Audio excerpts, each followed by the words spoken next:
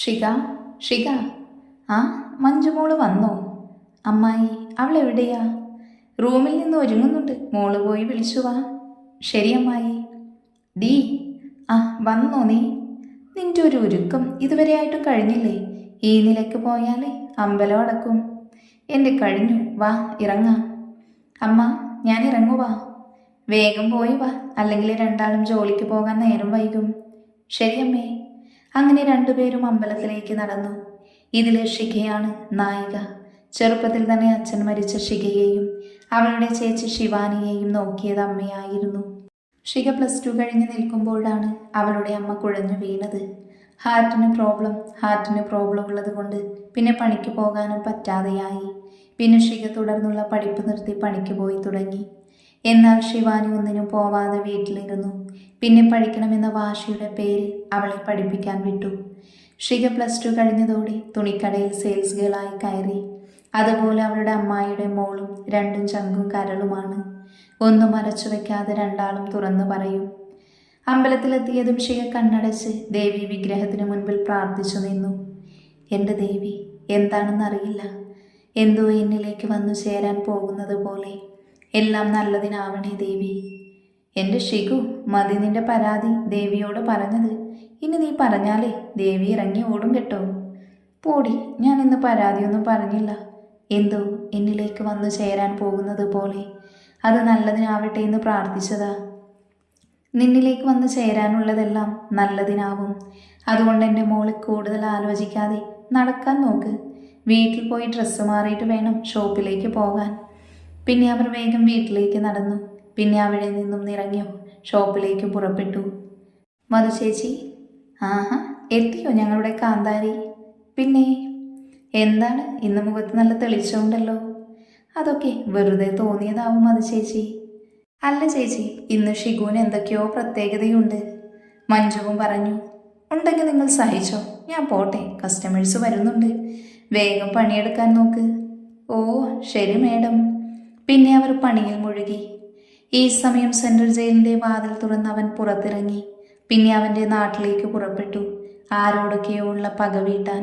വൈകുന്നേരം അവർ രണ്ടുപേരും ബസ്സിറങ്ങി ഷിഖയും മഞ്ജുവും നടക്കുമ്പോഴാണ് ഒരു കൂട്ടം ആളുകൾ നിൽക്കുന്നത് കണ്ടത്. എന്താ ചേച്ചി, എല്ലാവരും എന്താ പേടിച്ച് നിൽക്കുന്നത്? അതുമോളെ, ആ ചെകുത്താൻ വന്നു.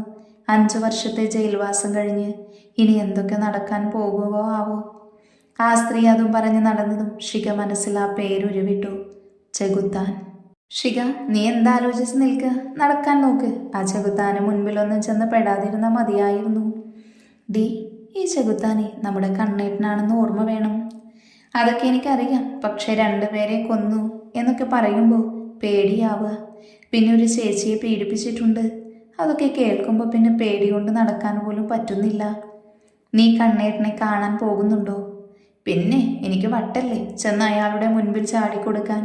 പക്ഷെ മോള് സൂക്ഷിച്ചോ, നിന്റെ തൊട്ട് വീടല്ലേ ആ ചെകുത്താൻ്റെ. അപ്പം ചിലപ്പോൾ കണ്ടൂന്ന് വരും. ശരിയെന്നാ ഞാൻ പോവാ, നാളെ കാണാം. നീ സൂക്ഷിച്ചു കേട്ടോ. മഞ്ജു അത് പറഞ്ഞു പോയതും ഷിഖയുടെ കണ്ണ് പോയത് തൊട്ടടുത്ത് നിൽക്കുന്ന വീട്ടിലേക്കാണ്. മോളെ, എന്താ അവിടെ നോക്കി നിൽക്കുന്നത്? ഇങ്ങോട്ട് കയറി വാ. കണ്ണൻ ജയിലിൽ നിന്നും ഇറങ്ങിയിട്ടുണ്ട്. അമ്മ കണ്ണേട്ടനെ കാണാൻ പോയോ? ഞാനൊന്നും പോകുന്നില്ല. നമുക്ക് അവനായൊരു ബന്ധവും വേണ്ട. മോളി സൂക്ഷിച്ചോ, അവൻ്റെ കണ്ണിൽ പെടേണ്ട. അമ്മേ, ശരിക്കും കണ്ണേട്ടൻ 2 പേരെ കൊന്നിട്ടുണ്ടോ? പിന്നില്ലാതെ അവനെ ജയിലിൽ കൊണ്ടിടുവോ? അവനെ എല്ലാവർക്കും പേടിയാ. എന്തിനാവോ ഇങ്ങോട്ട് വന്നത്? ഇനി ഇങ്ങോട്ട് കയറി വരുമോ ആവോ? അമ്മയ്ക്ക് പേടിയുണ്ടോ കണ്ണേട്ടനെ? പിന്നില്ലാതെ, നിന്നെ ഓർത്താ പേടി. അവൻ്റെ കണ്ണിൽ നീ ചെന്ന് പെടാതിരിക്കാൻ നോക്കിക്കോ. സ്വഭാവം അത്രയ്ക്ക് നല്ലതൊന്നുമല്ല. അമ്മ പേടിക്കണ്ട, ഞാൻ എന്നെ സൂക്ഷിച്ചുകൊണ്ട്. അമ്മ പോയി ചായ എടുത്ത് വെക്ക്. ഞാനിപ്പോൾ എടുത്തു വെക്കാം. പിന്നെ കഴിക്കാനും വേണം. എടുത്തു വെക്കാടി, നീ പോയി കുളിച്ചു വാ. കുറച്ച് കഴിഞ്ഞ് കുളിക്കാന്നേ, ഇപ്പോൾ ഇവിടെ ഇരിക്കട്ടെ. നല്ല ക്ഷീണം, മടി കൂടുന്നുണ്ട് നിനക്ക്. അതിനവളൊന്ന് ഇളിച്ചു കാണിച്ചു. അമ്മ പോയതും അവൾ റൂമിലേക്ക് നടന്നു. പിന്നെ ജനാല തുറന്ന് അപ്പുറത്തെ വീട്ടിലേക്ക് നോക്കി. കാണാനില്ലല്ലോ ആരെയും. വാതിൽ തുറന്ന് കിടക്കുന്നുണ്ട്, ഉള്ളിലുണ്ടാവും. വെറുതെ ഞാനെന്തിനാ അങ്ങോട്ട് നോക്കുന്നത്? അമ്മ പറഞ്ഞതുപോലെ സൂക്ഷിക്കാം, ചിലപ്പോൾ സ്വഭാവം കച്ചറയാവും. പിന്നെ അവൾ സമയം കളയാതെ ചായ കുടിച്ച് കുറച്ചു നേരം TV കണ്ടിരുന്നു. ഷിഖ, എന്താ അമ്മേ? ഞാൻ സുരചേച്ചിയുടെ വീട്ടിൽ പോയിട്ട് വരാം. ഈ ഡ്രസ്സ് ഒന്ന് തയ്പ്പിക്കാനുണ്ട്. ഞാനും വരാം അമ്മേ. എന്നാ നീയും വാ. പിന്നെ അവർ വാതിൽ പൂട്ടി ഇറങ്ങി.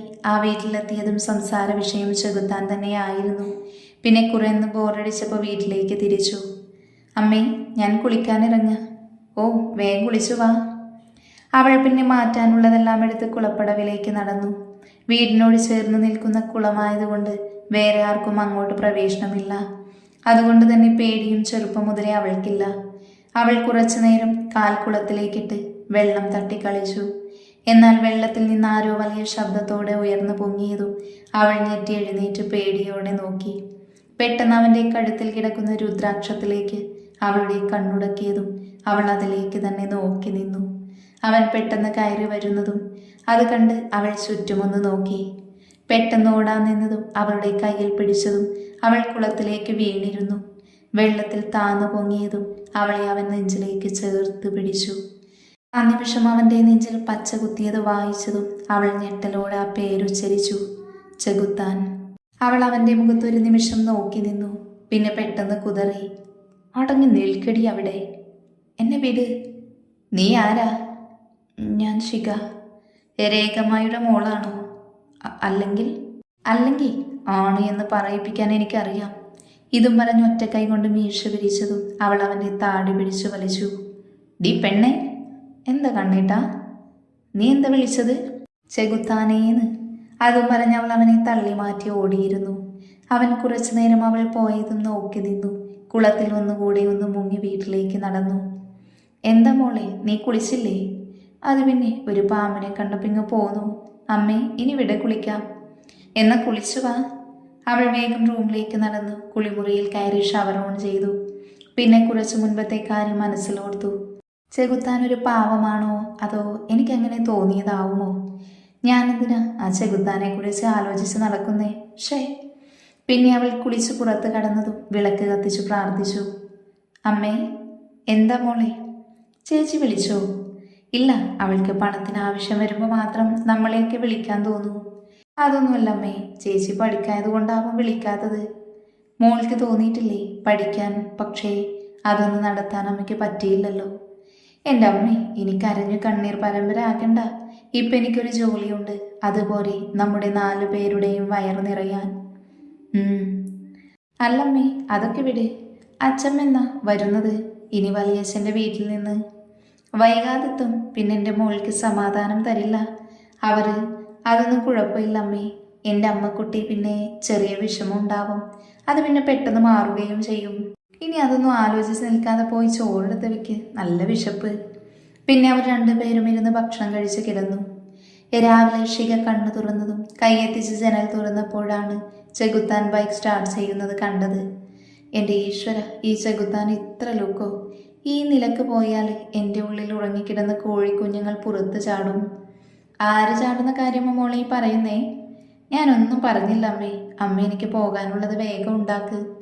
വേഗം റെഡിയാവാൻ നോക്ക്, ഇപ്പോൾ തന്നെ നേരം വൈകി. ശരി എൻ്റെ അമ്മു. ഇതും പറഞ്ഞൊരു ഉമ്മയും കൊടുത്ത് അവൾ കുളിക്കാനായി കയറി. മഞ്ജു വീട്ടിൽ നിന്ന് വിളിച്ചതും 2 പേരും ഇറങ്ങി. ശിഖ, നീ ആ ചെകുത്താനെ കണ്ടോ? കണ്ടു, ഇന്നലെ രാത്രി. രാത്രിയോ? പിന്നെ അവിടെ നടന്നതെല്ലാം പറഞ്ഞു. ശിഖ, നീ സൂക്ഷിക്കുന്നത് നല്ലതാ. ചിലപ്പോൾ ആ ചെകുത്താൻ്റെ സ്വഭാവം മോശമായിരിക്കും. എനിക്കങ്ങനെ തോന്നുന്നില്ല മഞ്ജു. എന്താ മോളെ, ഒറ്റ ദിവസം കൊണ്ട് മഞ്ഞുരുകിയോ? കുറച്ച് ദിവസം കഴിഞ്ഞ് ഞാൻ പറയാം ഇതിൻ്റെ ഉത്തരം. അതിനവളൊന്ന് ആക്കി മൂളി. ഡി ശിഖ, ബസ് വരാൻ സമയമായല്ലോ. ഇപ്പോൾ വരും, ഇനിയില്ലെങ്കിൽ ഓട്ടോ വിളിച്ച് പോകാം. എൻ്റെ ഈശ്വര, എന്ത് തിരക്കാ സ്റ്റോപ്പിൽ തന്നെ. കോളേജ് സ്റ്റുഡൻസാണ് കൂടുതലും. ഈ സമയം മഞ്ജുവും ബാക്കി പെൺകുട്ടികളും അന്തം വിട്ട് നോക്കി നിൽക്കുന്നത് കണ്ട് ശിഖ തിരിഞ്ഞു നോക്കി. മഞ്ജു, ഡി എന്താ? ദാ ഒരു സൂപ്പർ ചേട്ടൻ. ആ ചേട്ടനാണിടി ചെകുത്താൻ. ശിഖ പറഞ്ഞു നിർത്തിയത് മഞ്ജുവും അവിടെയുള്ള ബാക്കി എല്ലാവരും അവനെ പേടിയോടെ നോക്കി. അവൻ്റെ ബുള്ളറ്റ് അവിടെ നിന്നും കടന്നു പോയതും മഞ്ജു ശിഖയെ നോക്കി ഇളിച്ചു കാണിച്ചു. എന്താണ് മോളെ, ചെകുത്താനെ കണ്ടപ്പോൾ സ്പാർക്ക് അടിച്ചോ? ചെറുതായി, പക്ഷേ ചെകുത്താനാണെന്നറിഞ്ഞപ്പോൾ ആവിയായി പോയി. മോള് വാ, ബസ് വന്നു. പിന്നെ അവർ ബസ്സിൽ കയറി ഷോപ്പിലെത്തി. അന്നത്തെ ദിവസം അങ്ങനെ ജോലിയായി കടന്നുപോയി. വൈകിട്ട് ബസ്സില്ലാത്തത് കൊണ്ട് നേരം വൈകിയാണ് ശിഖ വീട്ടിലേക്ക് വന്നത്. പെട്ടെന്ന് 2-3 ബൈക്ക് വന്നു നിന്നതും അവൾ പേടിയോടെ ചുറ്റും നോക്കി. എന്താണ് മോളെ, ഒറ്റയ്ക്കാണോ? ആണെങ്കിൽ ചേട്ടന്മാർക്കെന്താ, വഴി മാറ്. ഇല്ലെങ്കിൽ ഇതും പറഞ്ഞൊരുവൻ അവളുടെ കയ്യിൽ പിടിച്ചതും അവൾ അവൻ്റെ കാലിൽ ചവിട്ടി അവനെ ഉന്തി. അവൾ അവരെ കളിപ്പിച്ചു നോക്കിയതും അവരെല്ലാവരും ഓടി. ശ്രീകയാണെങ്കിൽ അവരുടെ ഓട്ടം കണ്ട് അന്തം വിട്ട് നിൽക്കുക. എന്താണ് ഇവർ പെട്ടെന്ന് ഓടിപ്പോയത്? എന്നെ കണ്ട് പേടിച്ചു, അവൾ സ്വയം ചോദിച്ചു. അതിനുള്ള ഉത്തരം ഞാൻ പറയാം. പെട്ടെന്ന് ചെറുത്താൻ്റെ ശബ്ദം കേട്ടതും അവൾ തിരിഞ്ഞു നോക്കി. അപ്പോഴേക്കും അവളുടെ കവളിൽ അവൻ്റെ കൈ പതിഞ്ഞിരുന്നു. ഡോ, ചെകുത്താൻ താനെന്തിനെ അടിച്ചത്? ഈ നേരം വൈകിയ സമയത്ത് നീ എന്ത് ചെയ്യാടി ഇവിടെ? ഇറങ്ങാൻ നേരം വൈകി, പിന്നെ ഇങ്ങനെയൊക്കെ ഉണ്ടാവുമെന്ന് ഞാൻ പ്രതീക്ഷിച്ചോ? അയ്യോ, എന്ത് വേദന! നിങ്ങളുടെ കൈ എന്താ കല്ലാണോ ചെകുത്താനെ? എൻ്റെ കവളിൻ്റെ പണി പോയി, പല്ലിളക്കിയോ ആവോ? നിങ്ങൾക്ക് ഇതിനുള്ള പണി ഞാൻ തരും, നോക്കിക്കോ. എന്നാൽ നീ എന്നെ തൊട്ട് നോക്ക്, ഞാൻ തരും എൻ്റെ മധുര പ്രതികാരം. വൈകാതെ. ഇപ്പം ഞാൻ പോകുന്നു. ഒറ്റയ്ക്ക് പോകണ്ട, ഞാൻ കൊണ്ടുവിടാം. എനിക്ക് തനിയെ പോകാനറിയാം, ആരുടെയും സഹായം വേണ്ട. ഞാൻ ധൈര്യശാലിയാ. എന്ന പൊന്നുമോള് പൊയ്ക്കോ. പിന്നെ ആ വഴി കുറച്ചു പേർ കുടിച്ചു നിൽക്കുന്നുണ്ട്. അവരുടെ മുൻപിൽ കൂടെ മോള് പതുക്കെ നടന്ന് അങ്ങോട്ട് നടന്നു. എൻ്റെ ഈശ്വര, അവിടെയും ഇനിയിപ്പോൾ ആരെകളുണ്ടാവോ? എന്നാൽ ഞാൻ പെടും. ഇപ്പം തന്നെ ചെകുത്താൻ വന്നതുകൊണ്ടാണ് രക്ഷപ്പെട്ടത്. ഇനി എന്ത് ചെയ്യും? എന്താ പോകുന്നില്ലേ നീ? അത് അവിടെ ആരൊക്കെയുണ്ടെന്ന് പറഞ്ഞിട്ട്, അതുകൊണ്ട് ചെറിയൊരു ഭയം. ഒന്ന് കൂടെ വരുമോ? ധൈര്യശാലിക്ക് പേടിയോ? അത് പിന്നെ ചില സമയത്തൊക്കെ വരും. ഇപ്പോൾ വന്നു, അതുകൊണ്ട് വരുമോ കൂടെ? അപ്പം നിനക്കെന്നോട് പ്രതികാരം ചെയ്യണ്ടേ? പ്രതികാരമോ? എനിക്കോ? അതൊക്കെ ഞാൻ വെറുതെ പറഞ്ഞതല്ലേ എൻ്റെ ചെകുത്താനെ. നീ ആള് കൊള്ളാലോടി. കൂടെ വരൂ. ഇപ്പം തന്നെ നേരം വൈകി, അമ്മ പേടിച്ചിരിക്കാവും. വാ, നടക്ക്. അല്ല ചെകുത്താനെ, അവിടെ ആരെയും കണ്ടില്ലല്ലോ. ഞാൻ പറഞ്ഞതൊക്കെ നിന്നോട് വിശ്വസിക്കാൻ ആരാ പറഞ്ഞേ? ഞാൻ പറഞ്ഞു. അപ്പോൾ പറ്റിച്ചതാണല്ലേ ചുരുക്കം? അതെ, നീ എൻ്റെ മുൻപിൽ മുട്ടുകുത്തി നിൽക്കുന്നത് കാണാൻ. നിങ്ങളെ ഞാൻ... ഷിക, അയ്യോ അമ്മേ, ദാ വരുന്നു. നിങ്ങൾക്ക് ഞാൻ വൈകാതൊരു പണി തരും. ഇപ്പം രക്ഷപ്പെട്ടെന്ന് കരുതണ്ട. അവൾ അവനെ നോക്കി ദേഷ്യത്തിൽ പറഞ്ഞ് വീട്ടിലേക്ക് നടന്നു. എന്താ മോളെ വൈകിയത്? ബസ് കിട്ടിയില്ല അമ്മേ. ആരാ നിന്നെ കൊണ്ടാക്കിയത്? അത് പിന്നെ മനുവേട്ടൻ. ആണോ? എന്നിട്ടെന്താ മോളെ മോൻ കയറാതെ പോയത്? തിരക്കായതുകൊണ്ടാവും. ഞാൻ പോയി കുളിക്കട്ടെ, നല്ല ക്ഷീണം. ഷിക വേഗം കുളിച്ചിറങ്ങിയതും അവളുടെ അമ്മ അടുത്തേക്ക് വന്നു. ഷിക മോളെ. എന്താ അമ്മേ? ഞാൻ രാജചേച്ചിയുടെ വീട് വരെ പോയിട്ട് വരാം. അമ്മ ഒറ്റയ്ക്കോ? ഞാൻ മാത്രമല്ല, സുമചേച്ചിയും റീമ ചേച്ചിയും ഉണ്ട്. അവിടുത്തെ അമ്മ ഇന്നോ നാളെയോ എന്ന് പറഞ്ഞ് കിടക്കുക. വേഗം കണ്ടിട്ട് വരാം.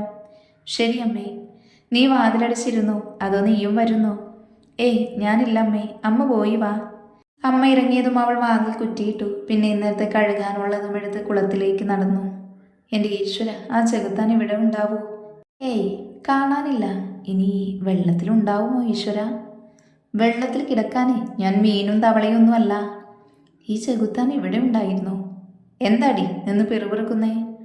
ഒന്നുമില്ല. പിന്നെ അവൾ അവനെ നോക്കാതെ അലക്കാൻ നിന്നു. അവൻ അവിടെ ഇരിക്കുന്നതും വീടി വലിക്കുന്നതും എല്ലാം അവൾ ഒളികണ്ണാൽ നോക്കി. അല്ല, നിന്റെ ചേച്ചി എവിടെയാ? അവൾ ബാംഗ്ലൂരിൽ പഠിക്കുക. പിന്നെ നീ എന്താ പോവാതിരുന്നത്?